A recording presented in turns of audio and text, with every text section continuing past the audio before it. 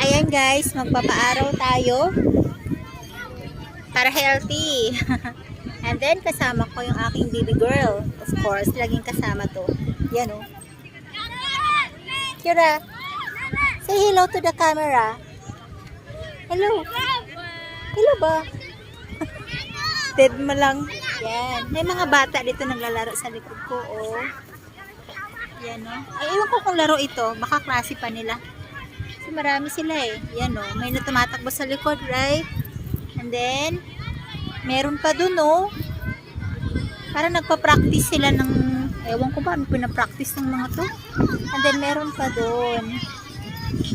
Dito tayo sa may bukid. Kasi maraming mga bata dito. Every hapon nandito sila.